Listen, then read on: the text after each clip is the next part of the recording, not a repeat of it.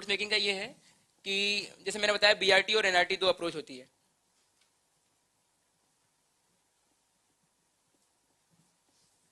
BRT मतलब book revision test, NRT मतलब notes revision test.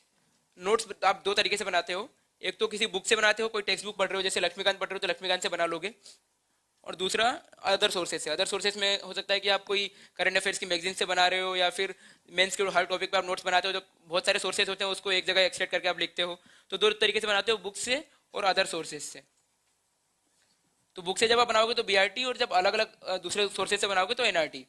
तो अगर आप अलग अलग सोर्सेज से बना रहे हो तो प्रीलिम्स के लिए तो ये है कि अगर जैसे एनसीईआरटी है तो एनसीईआरटी का एक चैप्टर होता है 8 या 10 पेज का मान लो ऑन एन एवरेज। तो 8 या 10 पेज को आप कोशिश करो कि 2 पेज में कवर करो।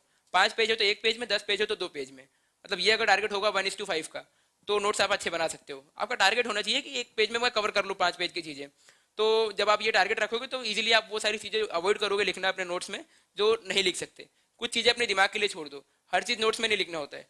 कुछ चीज़ें अगर हो सके तो आपको लगे कि हाँ यार ये मेरे माइंड में रह सकती हैं, इसको यहाँ लिखना जरूरी नहीं है, ये तो मुझे ऐसे ही याद है, तो वो नोट्स में मत लिखो। और जो चीज़ आपको लगता है कि बाद में नहीं मुझे याद आएगी, या फिर बाद में बुक से मुझे पढ़ना नहीं है तो दोबारा बुक देखने की जरूरत ना पड़े, तो उसको आप नोट्स में लिख सकते हो डेफिनेटली। तो ऐसा 5 पेज का 1 पेज में, 10 पेज का 2 पेज में, मैक्सिमम 3 पेजेस में आप कवर करने की कोशिश करो। तो अगर ये टारगेट आप बना लोगे तो इसीलिए आप टेक्स्ट बुक का कम से कम पेजेस में बेहतर से बेहतर नोट्स बना लोगे।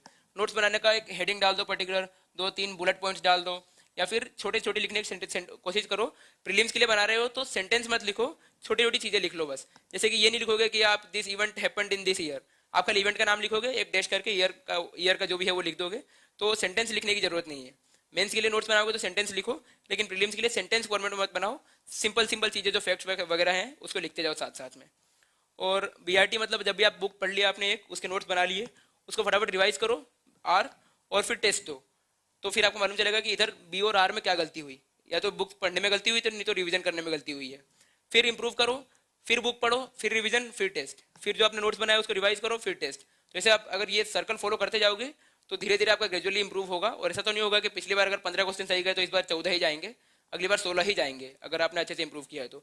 फिर आपने नोट्स, अगर मेंस का कोई टेस्ट लिख रहे हो आप, तो नोट्स जो आपने बना लिए हैं, आज आपका अगर GS1 का टेस्ट है तो नोट्स पूरे रिवाइज करो, और वो नोट्स रिवाइज करके टेस्ट लिखने जाओ। तो फिर टेस्ट लिखो, फिर हो सकता है कि उसमें आपको 250 में से हो सकता है 100 मार्क्स मिले। तो आप अपने जो भी एग्जामिनर है, इवेल्युएटर है, उससे पूछो कि मैंने आंसर के स्ट्रक्चर में गलती की है, या फिर मेरा कंटेंट बेकार है, या फिर मैं कम लिख रहा हूँ। जहाँ भी गलती हो उसको दोबारा नोट्स रिवाइज करो, फिर टेस्ट लिखने जाओ, फिर इंप्रूव करो। तो ऐसे धीरे धीरे ये एनआरटी और बीआरटी से आपका काफ़ी कुछ इंप्रूव हो जाएगा। ये बेसिकली उसके लिए होता है, प्रीलिम्स के लिए, और ये मेंस के लिए होता है। ये मेरा ऐसा कोई तब अप्रोच नहीं था, लेकिन यही मैंने फॉलो किया तो इसको बीआरटी एनआरटी के फॉर्म में लिख रहा हूँ मैं।